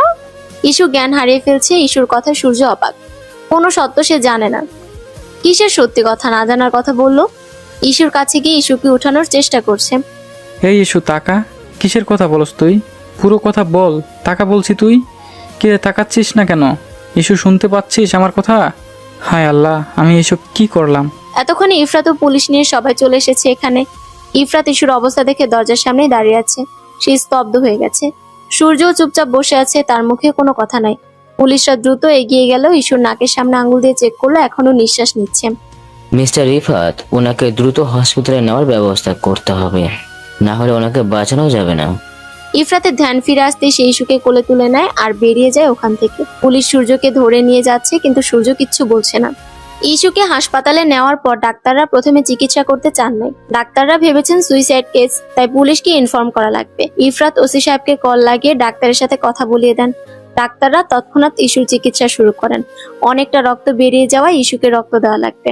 এতক্ষণে বাড়ির সবাই চলে আসছে সেখানে। ইস্যুর মা কিছু বলছে না। কি বা বলবে? সব যে তার ভাবনার বাহিরে হচ্ছে। ইফরাত সাহেব, আমাদের এক্ষুনি এ পজিটিভের এক ব্যাগ রক্ত লাগবে। রোগীর শরীর থেকে অনেক রক্ত বের হয়ে গেছে। আমার রক্তের গ্রুপ এবি পজিটিভ। ডাক্তার, আমি রক্ত দিব। ইস্যুকে লামিয়া রক্ত দেয়। সেই সকালে এনে ভর্তি করা হয়েছে আর এখন বিকাল। ইস্যুকে কেবিনে অনেক আগেই শিফট করা হয়েছে, এখনো জ্ঞান ফিরে নেয়। ইস্যুর পাশে ইস্যুর হাত ধরে বসে রয়েছে ইফরাত। ছেলেটা অনেক ভয় পেয়ে গিয়েছিল, যে ভাবছে সে তার ইস্যুকে হারিয়ে ফেলছে। ইস্যুর জ্ঞান ফিরছে, সে তার আঁখি পলক ধীরে ধীরে মেলে দেখলো ইফরাত তার হাত ধরে বসে আছে, তার চোখ থেকে পানি পড়ছে। আমি জানতাম না তুই ইফরাত যে এইভাবে মেয়ের মতো কান্না করতে পারে। ইস্যুর আওয়াজ পেয়ে মাথা তুলে তাকায় সে। ইস্যুর জ্ঞান ফিরে খুশি হয়ে যায় ইফরাত। ইস্যুর কপালে চুমু এঁকে দেয় সে। আমি ভয় পেয়ে গিয়েছিলাম। এক মুহূর্তের জন্য মনে হয়েছিল আমি হারিয়ে ফেলেছি তোমাকে। ধুর, আমি জানতাম আমাকে বাঁচাতে তুমি আসবে, কিন্তু এত দেরি করবেই জানতাম না। আচ্ছা, রাগ করো না, সরি। আমি ভাবি নাই এমন কিছু করবে সূর্য। হ্যাঁ, ও হ্যাঁ, সূর্য ভাইয়া কই আপনি? প্লিজ আমাকে বাসায় নিয়ে যাওয়ার ব্যবস্থা করেন, আমার ভালো লাগছে না। সূর্য থানায় আছে এখন। দাঁড়া, ডক্টর আসুক, চেক আপ করুক, দেন কি বলে দেখি। নার্স, ডাক্তারকে ডেকে নিয়ে আসুন, আর বাহিরে সবাইকে আসতে বলুন। ইফরাতের কথা নার্স চলে যায়। তখন ঈশার মা, লামিয়া, মামি সবাই কেবিনে চলে আসেন। ঈশার মা এসে ঈশাকে ধরে কান্নাকাটি শুরু করে দেয়। আরে আম্মা, এভাবে কান্না করছেন কেন? আবার কিছু হয়নি তো? ধুর, কান্না করলে আমারই পচা লাগে দেখতে। মেয়ে যে এই অবস্থায় এই কথা বলবে, রাফিয়া বেগম কান্না থামিয়ে বললেন, তোর দুষ্টুমি কি কমবে না? সিরিয়াস টাইমেও এত দুষ্টামি? থাক না রাফিয়া, এত বড় একটা বিপদ থেকে বেঁচে গেল। মেয়েটা একটু দুষ্টুমি না করলে কি হয়? আম্মু ও ফুপি, তোমরা বাসায় যাও, আমি ইস্যুকে নিয়ে পরে আসবো। আঙ্কেল বাসায় একা আছেন। লামিয়া, তুই থাক আর তোমরা যাও। আমি ডাক্তার থেকে ইস্যুর খাবারের রুটিন জেনে তোমাকে মেসেজ করে দিব আম্মু। আচ্ছা, তাহলে গেলাম। ওর খেয়াল রাখিস আর জানাস। ঈশার মামি আর মা চলে গেলেন। ডাক্তার এসেও দেখে গেছেন। মেডিসিন আর খাবারের রুটিন দিয়ে ডিসচার্জও দিয়ে দিয়েছি ইস্যুকে। বাড়ি ফেরার জন্য ইস্যুকে নিয়ে গাড়িতে বসালো লামিয়া, আর ইফরাত সামনে বসে ড্রাইভিং করছে। আমাকে মাফ করে দেয় না বনু, আমি বুঝতে পারি নাই যে এত কিছু হবে। এতে তোমার দোষ নেই আপু। হ্যাঁ, সূর্য ভাইয়া যেমন আমাকে ভালোবাসছে, তেমনি তুমিও ভাইয়াকে ভালোবাসছো। ভালোবাসা ভুল না, তবে অন্ধের মতো বিশ্বাস করা বোকামি। আজকে বাড়ি এসেছি ইস্যুর 3 দিন হয়ে গেল। সময় কিভাবে কিভাবে যেন শেষ হয়ে যায় বোঝাই যায় না। আর এই 3 দিনেই ইফরাতের প্রতি ইস্যুর ভালোবাসা দ্বিগুণ বেড়েছে। ইস্যুর সব খেয়াল ইফরাত রাখছেন। বাসায় আসার দ্বিতীয় দিন সূর্যকে নিয়ে এসেছিল ঈশার কাকা কাকি। সূর্যকে সব বলা হয়েছে যে সূর্যকে তার বাবা মা ভুল বুঝিয়েছে। ওই দিন সূর্যকে অনেক বুঝিয়েছে ঈশা। ভালোবাসা ভুল না, তবে কিছু করার আগে সব জেনে নিতে হয়। সূর্য মাপ চায় ঈশা আর লামিয়ার কাছে। সূর্যের মানসিক সমস্যা বলে ধারণা করেছেন সবাই, এই জন্য মেন্টাল অ্যাসাইলামে সূর্যকে কিছুদিন রাখার পরামর্শ দিলেন সবাই। সূর্যও মেনে নিল, কারণ সে স্বাভাবিক হলে কখনই ঈশাকে এভাবে মারার কথা ভাবতে পারতো না। সূর্যের মা বাবা নিজেদের করা কাজে অনুতপ্ত হন আর সবার কাছে ক্ষমা চেয়ে চলে যান। দুনিয়াটা বড্ড আজীব। প্রথমে কেউ কিছু বুঝতেই চায় না, আর যখন তারা বুঝে তখন অনেক দেরি হয়ে যায়। সূর্য যদি তার মা বাবাকে এতটা বিশ্বাস না করে সবকিছু সত্যতা যাচাই করত, তাহলে আজকে তাদের গল্পও ভিন্ন থাকতো। কারো প্রতি কারো অনুভূতি কম না, যেমন ইস্যুর অনুভূতি ইফরাত আর সূর্যের অনুভূতি ঈশা ছিল, সেভাবেই লামিয়ার অনুভূতিও সূর্য ছিল। পৃথিবীতে সবার ভালোবাসা পূর্ণতা পায় না, হয়তো এটাই নিয়ম। এত কিছু ভাবতে চায় না। আজকে খুবই একটা গুরুত্বপূর্ণ রাত ইস্যুর কাছে। আজকে সেই কাঙ্ক্ষিত রাত। আজ সন্ধ্যায় ইস্যু আর ইফরাতের বিয়ে সম্পূর্ণ হয়েছে। আজ তাদের বাসর রাত। ইস্যু তার প্রিয়তমা ভালোবাসার জন্য অপেক্ষা করে যাচ্ছে। রাত 12:30। সব ঝামেলা শেষ করে রুমে আসতে আসতে অনেকটাই দেরি হয়ে গেছে ইফরাতের। ইস্যু যে তার জন্য অপেক্ষা করছে।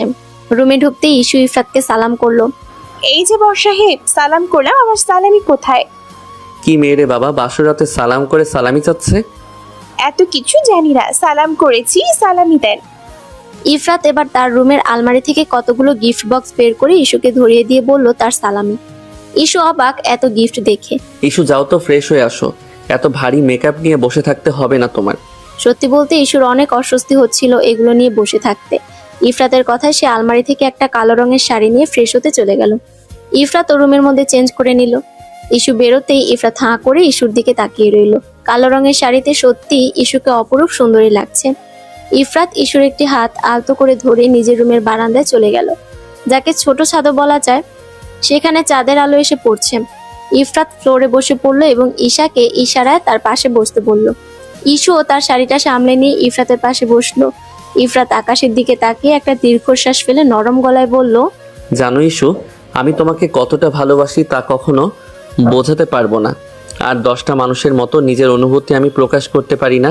তোমাকে ভালোবাসার পর প্রতিটা সময় তোমাকে হারানোর ভয়ে ভয়ে পার হয়েছে।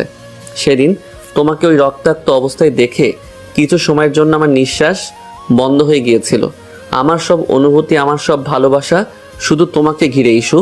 তোমাকে ছাড়া আমি বাঁচার কথা কল্পনাও করতে পারি না।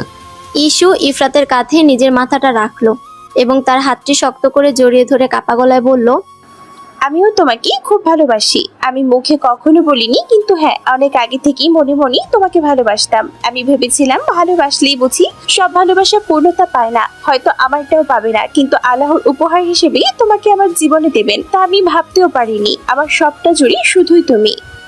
ইফরাত আলতো করে ঈশাকে নিজের বুকের সাথে আরো জড়িয়ে নিল।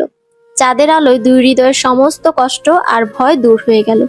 পরদিন সকালে ইস্যুর ঘুম ভাঙলো পাখির কিচিরমিচির শব্দে। সে চোখ মেলে দেখলো সে ইফরাতের বুকেই ঘুমিয়ে আছে। ইফরাত তখনও গভীর ঘুমে মগ্ন। ইস্যু আলতো করে ইফরাতের কপাল থেকে এক গোছা চুল সরিয়ে দিয়ে মুচকি হাসলো। সে বিছানা থেকে নেমে ফ্রেশ হয়ে একটি লাল রঙের সুতির শাড়ি পরে নিল। রান্নাঘরে গিয়ে দেখলো তার মামি ইতিমধ্যে সকালের নাস্তা তৈরিতে ব্যস্ত। ঈশাকে দেখে তিনি হাসি মুখে এগিয়ে এলেন। আরে ইস্যু, এত সকালে উঠে পড়লে কেন মা? শরীর কেমন আছে এখন? হাতের ব্যথাটা কি কমেনি? না মামি, আমি এখন একদম ঠিক আছি, হাতটাও অনেকখানি ভালো। আমি আপনাকে নাস্তা বানাতে সাহায্য করি? একদম না, আজ তুমি কোনো কাজ করবে না। টেবিলে গিয়ে বসো, আমি নাস্তা দিচ্ছি।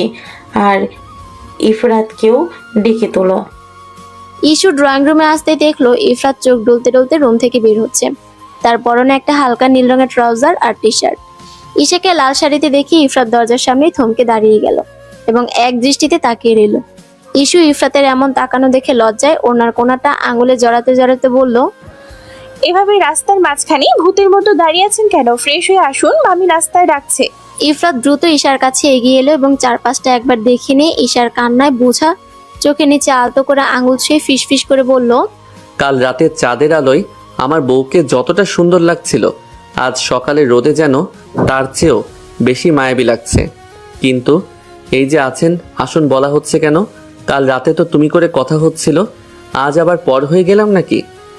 ঈশা লজ্জায় মুখ লাল করে ইফরাতের বুকে একটা হালকা ধাক্কা দিয়ে, ধুর, যাতা বলবেন না তো, ড্রয়িং রুমে মামি আছে, কেউ দেখে ফেলবে, যান ফ্রেশ হয়ে আসুন। ইফরাত আনমনে হেসে ফেলে বাথরুমের দিকে চলে গেল।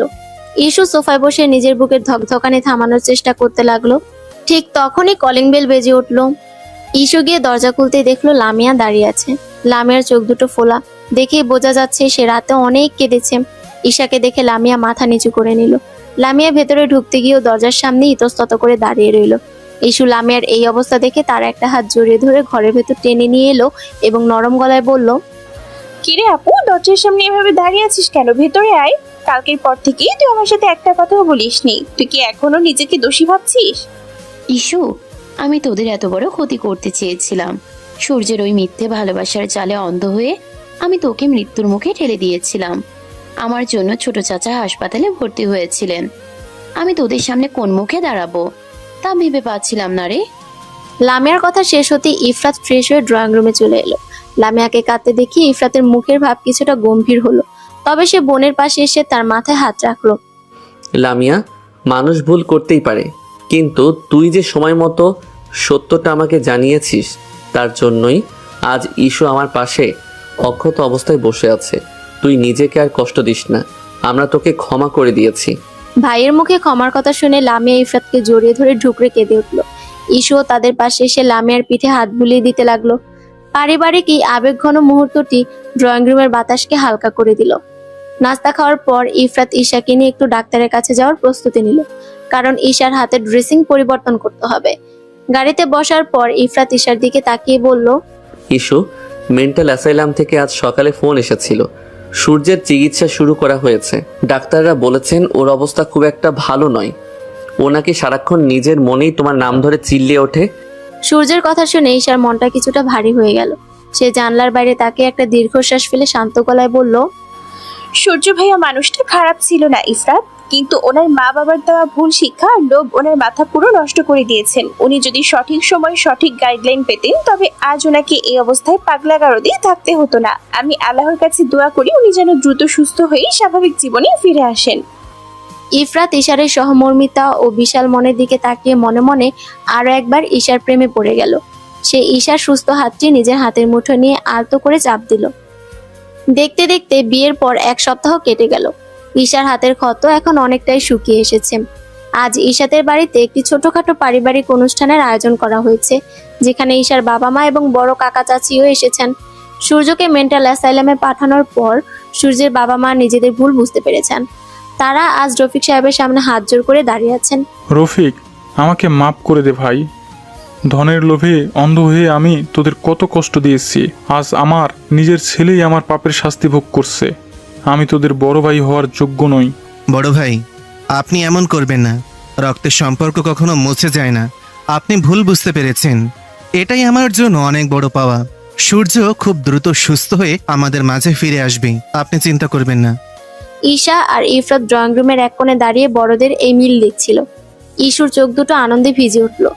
ইফরাত ঈশার চোখের জল ওড়না দিয়ে আলতো করে মুছে দিয়ে মুচকি হেসে বলল, দেখেছো ইস্যু, ঝড়ের পর আকাশ যেমন পরিষ্কার হয়ে যায়, আমাদের জীবনেও সব ঝড় কেটে গিয়ে এখন কেমন শান্তির আলো ফুটে উঠেছে। হ্যাঁ ইফরাত, আল্লাহ যা করেন সব ভালোর জন্যই করেন।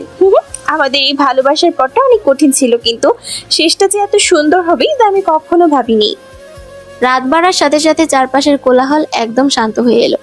ঝিরিঝিরি ঠান্ডা হাওয়া বারান্দার হালকা পর্দাগুলোকে দুলিয়ে দিয়ে ঘরের ভেতর এক মায়াবী পরিবেশ তৈরি করছিল। ইস্যু ফ্রেশ হয়ে আয়নার সামনে এসে দাঁড়ালো।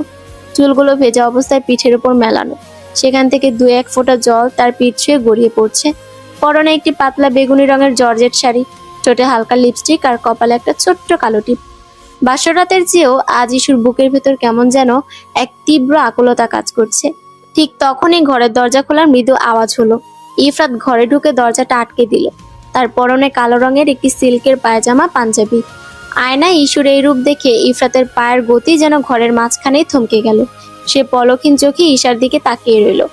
ঈশা আয়নায় ইফরাতের দৃষ্টি দেখে লাজুক হেসে মাথা নিচু করে বলল, এভাবে দরজার সামনে দাঁড়িয়ে কি দেখছেন? ঘরে আসবেন না? ইফরাত কোনো কথা না বলে ধীর পায়ে ইস্যুর একদম পেছনে এসে দাঁড়ালো। ইস্যুর ভেজা চুলের সুবাস আর চন্দনের পারফিউমের গন্ধ ইফরাতের মনের ভেতরের সমস্ত নিয়ন্ত্রণ কেড়ে নিল। সে আলতো করে নিজের দুটি শক্ত হাত দিয়ে ইস্যুর নরম কোমর জড়িয়ে ধরল এবং ঈশাকে নিজের চওড়া পিঠের সাথে একদম লেপটে নিল। ইস্যু আচমকা এই উষ্ণতায় শিউরে উঠল। এবং চোখ দুটো বন্ধ করে ইফরাতের হাতের উপর নিজের হাত জোড়া শক্ত করে চেপে ধরল। ইফরাত ইসুর কানের লতিতে নিজের ঠোঁট ছুঁয়ে ফিস ফিস করে ভারী গলায় বলল, আজ তোমাকে কোনো আছেন বা আসুন বলতে দেব না ইস্যু। আজ শুধু আমি আর তুমি। তোমাকে এত কাছে পাওয়ার জন্য এই 2টো দিন আমার কাছে 2 যুগের মতো কেটেছে, তা কি তুমি জানো? ইফরাতের ঠোঁটের উষ্ণ ছোঁয়া ইসুর ঘাড়ে লাগতেই তার পুরো শরীরে এক তীব্র কাঁপন সৃষ্টি হলো। সে কোনো রকমে নিজের আকুলতার সামনে নিয়ে ঘুরে ইফরাতের মুখোমুখি দাঁড়ালো। ইফরাতের চোখের দিকে তাকাতেই ইসু দেখলো সেখানে শুধু তার জন্য এক সমুদ্র ভালোবাসা আর তীব্র অধিকার বোধ চকচক করছে। ইসু ইফরাতের পাঞ্জাবির কলারটা নিজের আঙুলে জড়িয়ে ধরে লাজুক চোখে তাকিয়ে মৃদু স্বরে বলল, আমি তো আপনার সামনেই আছি ইফরাত, তাহলে এত অস্থির হচ্ছেন কেন? আমি তো আর কোথাও হারিয়ে যাচ্ছি না। ইফরাত ঈশার এই মিষ্টি কথা শুনে আর নিজেকে ধরে রাখতে পারল না। সে এক ঝটকায় ঈশাকে নিজের আরো কাছে টেনে নিল, যার ফলে দুজনের বুকের ধকধকানি একে অপরের সাথে মিশে গেল। ইফরাত ঈশার মুখটা নিজের 2 হাতের মুঠোয় নিল এবং তার ভেজা ঠোঁটের উপর নিজের বৃদ্ধা আঙ্গুল দিয়ে আলতো করে স্লাইড করতে করতে গভীর কণ্ঠে বলল, হারিয়ে যাওয়ার ভয়টা আমার মন থেকে কখনো যাবে না ইস্যু। যেদিন তোমাকে ওই রক্তাক্ত অবস্থায় দেখেছিলাম সেদিন আমার কলিজাটা ছিঁড়ে গিয়েছিল। আজ তোমাকে এই হালাল সম্পর্কে নিজের বিবাহিত স্ত্রী হিসেবে আমার বুকে জড়িয়ে ধরে মনে হচ্ছে আমি যেন কোনো স্বপ্ন দেখছি। বলো ইস্যু, তুমি শুধুই আমার। ইসুর চোখের কোণ দিয়ে আনন্দের এক ফোঁটা জল গড়িয়ে পড়ল। সে ইফরাতের চোখের তীব্র প্রেমের গভীরতায় নিজেকে সম্পূর্ণ সঁপে দিল এবং তার গলার 2 পাশে নিজের হাত দুটো জড়িয়ে ধরে আবেগী গলায় বলল, আমি শুধুই তোমার ইফরাত, এই জীবনেও তোমার, আর যদি ওপারে কোনো জীবন থাকে সেখানেও আমি শুধু তোমার বুকেই নিজের ঠিকানা খুঁজে নেব। তোমাকে আমি আমার জীবনের চেয়েও বেশি ভালোবাসি। ইসুর মুখে এই প্রথম সরাসরি ভালোবাসার এমন চরম স্বীকারোক্তি শুনে ইফরাতের মনের সব বাঁধ ভেঙে গেল। সে আর এক মুহূর্ত দেরি না করে মাথা নিচু করে ইসুর গোলাপি ঠোঁটের ওপর নিজের ঠোঁট ডুবিয়ে দিল। ইসু প্রথমটায় তীব্র আবেগে শিউরে উঠল, পরক্ষণেই ইফরাতের চুলগুলো নিজের আঙুলে শক্ত করে চেপে ধরে এই গভীর ও চরম ভালোবাসার মিলনে সাড়া দিল।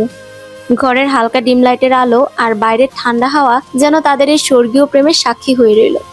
বেশ কিছুক্ষণ পর ইফরাত ঈশার ঠোঁট থেকে নিজের ঠোঁট সরিয়ে নিল এবং ঈশাকে একটানে নিজের কোলে তুলে নিল। ইসু লজ্জায় লাল হয়ে ইফরাতের বুকে নিজের মুখটা লুকিয়ে নিল। ইফরাত ঈশাকে কোলে নিয়ে রুমের মাঝখানে নরম বিছানার দিকে এগিয়ে গেল। অবসান হলো সমস্ত ঝড়, কষ্ট আর অপূর্ণতার। শুরু হলো ঈশা ও ইফরাতের আজীবন একসঙ্গে রাজত্ব করার এক চরম রোমান্টিক ও ভালোবাসাময় মধুর অধ্যায়। সমাপ্ত।